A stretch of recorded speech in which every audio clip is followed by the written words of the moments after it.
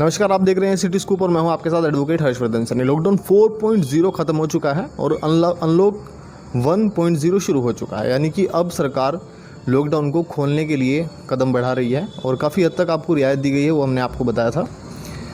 लेकिन इस पूरे लॉकडाउन में आपने काफ़ी समस्याएं झेली होंगी और आज मैं मुख्यतः 3 वर्गों के बारे में बात करूँगा जो वाकई में काफ़ी परेशान है और आर्थिक स्थिति उनकी काफ़ी ख़राब है। सबसे पहले आता है किसान।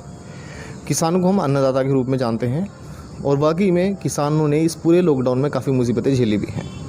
हमने आपको बताया था कि किसान की सबसे महत्वपूर्ण समस्या ये थी कि उनका जो गन्ने का पेमेंट है वो तो नहीं आया, साथ साथ ही उनको मुआवजा भी नहीं दिया गया जो उनकी फसल ख़राब हुई थी। ऐसे में वो अपने बच्चों की स्कूल की फ़ीस कैसे जमा करेंगे, कैसे अपने बच्चों को पढ़ाएंगे, कैसे अपना घर चलाएंगे। इससे इन सब मुद्दों से जो सरकार है वो बिल्कुल अनभिज्ञ है और अभी तक कोई भी उनके फेवर में कोई जजमेंट अभी तक नहीं आया है। खैर, दूसरी हम बात करेंगे रिक्शा चालकों के बारे में, ऑटो चालकों के बारे में, जो हमारे देश में, हमारे राज्य में, हमारे शहर में चलते हैं और उनकी स्थिति काफ़ी ख़राब हो चुकी है क्योंकि लॉकडाउन 1.0 से लेकर लॉकडाउन 4.0 तक कुछ भी उन्होंने आवागमन उनका नहीं रहा है, रिक्शा चालकों का, ऑटो ड्राइवर का। ऐसे में उनकी आर्थिक स्थिति काफ़ी ख़राब है और ये आप और हम सब जानते भी हैं। लेकिन सब प्रश्न ये उठता है कि अगर इनके चालन शुरू होता है तो क्या ये उतनी सवारी बिठा पाएंगे? बिल्कुल नहीं, क्योंकि अब इनके सवारी बहुत लिमिटेड हो जाएंगी और वो किराया भी सीमित ही ले पाते हैं क्योंकि ये कोई एडवाइजरी नहीं है कि वो किराया ज़्यादा लेंगे।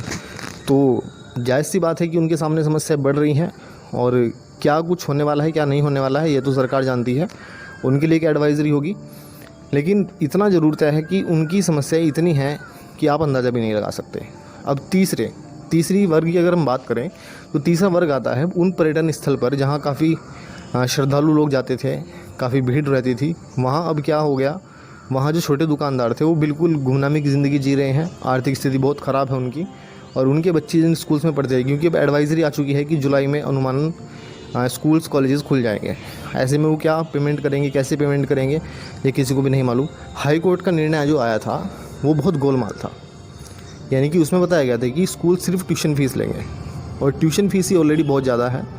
तो मैं नहीं मानता कि कोई प्रभावी निर्देश रहे हैं हाई कोर्ट के इस मामले में और सरकार भी इंटरफेयर नहीं करनी चाहती है क्योंकि सरकार चाहती है कि ये सीधा थोप दिया जाए हाई कोर्ट पर। और हाई कोर्ट का जो एडवाइजरी थी, जो जजमेंट था, वो कहीं ना कहीं उन लोगों के फेवर में नहीं था जो फ़ीस देने में सक्षम नहीं है। अब स्कूल्स को हम 2 कैटेगरी में डिवाइड करते हैं। तो वो स्कूल्स आते हैं कॉन्वेंट स्कूल्स, बड़े स्कूल्स जो अच्छा खासा कमाते हैं और उनके लिए एडवाइजरी अलग होनी चाहिए थी और उन स्कूल्स के लिए अलग होनी चाहिए थी जो बहुत ज़्यादा नहीं कमा पाते हैं और सिर्फ गुजर बसर ही कर पाते हैं। उनकी स्टाफ की सैलरी भी बहुत लिमिटेड रहती है और उनको स्टाफ सैलरी देने के लिए भी पैसे नहीं हैं, तो उनको ध्यान रखना चाहिए था। और ये एडवाइजरी अभी तक बिल्कुल क्लियर नहीं है। इसमें सबसे महत्वपूर्ण बात एक ये भी है कि हाई कोर्ट ने कहा था कि स्कूल्स को इम्पोज नहीं करना है फ़ीस को। तो एक तो ये हो गया। दूसरा, अगर हम गार्जियंस को डिवाइड करें तो एक स्कूल की अगर हम बात करें, कोई अच्छा स्कूल है जिसकी फ़ीस बहुत ज़्यादा है, ऐसे में हर कोई चाहता है कि अपने बच्चों को वहाँ पढ़ाएं और चाहे उनकी फ़ीस ज़्यादा भी हो। एक स्कूल में वो गार्जियन भी उन गार्जियंस के बच्चे भी पढ़ते हैं जिनकी इनकम लगभग 15-20 हज़ार रुपये है और वो गार्जियंस भी पढ़ाते हैं जिनकी इनकम लगभग 1 लाख से ऊपर है। तो ये कैटेगरी भी डिवाइड होनी चाहिए थी और इसमें रियायत देनी चाहिए थी किसानों को, कोरोना योद्धाओं को, जिनकी सैलरी या वो सक्षम नहीं है ज़्यादा फ़ीस देने के लिए, उनको रियायत मिलनी चाहिए और हम सबको इकट्ठा होकर, एकजुट होकर इनकी मदद करनी चाहिए। चाहे आप स्कूल मैनेजमेंट के हिस्सा हों, चाहे आप कोई भी नागरिक हों जो आपकी मदद कर सकते हैं, उनको मदद करनी चाहिए। मैं आप सभी से निवेदन करता हूं और कैटेगरी वाइज डिवाइड करके हाई कोर्ट का निर्देशन आना चाहिए था और सरकार को ज़रूरत है इस मामले में इंटरफेयर करने की क्योंकि स्थिति बहुत ख़राब होने जा रही है और आर्थिक स्थिति आप देखते ही हैं कि इन जो 3 वर्गों के बारे में बात करी है मैंने, वो बहुत ही ख़राब है।